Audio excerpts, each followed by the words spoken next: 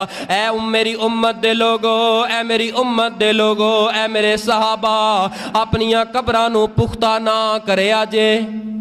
قبرانوں پکیاں کرن تو نبی پاک نے سختی نہ منع کر دیتا ہے۔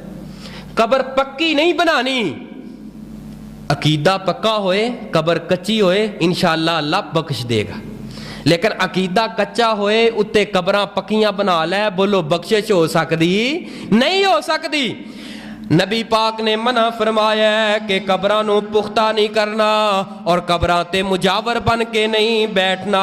اور تیسرے نمبر تے میرے پیغمبر نے فرمایا قبراں دے اوپر عمارات تے کمرے تے کوٹھے نہیں بنانے، قبر نو کچیاں رہن دینا ہے تے ایک بلش دے مطابق بہت زیادہ اچھی نہیں کرنی، بس نارمل جی انہوں چھوڑ دینا ہے۔ فرمایا کیوں محبوب جی؟ اس واسطے تاکہ پکیاں قبراں بن گیاں، عمارتاں بن گیاں، لوگ آن گے قرآن پڑھن گے، اتھے نمازاں پڑھن گے، اتھے ذکر و اذکار کرن گے تے قبراں دی پوجا شروع ہو جائے گی۔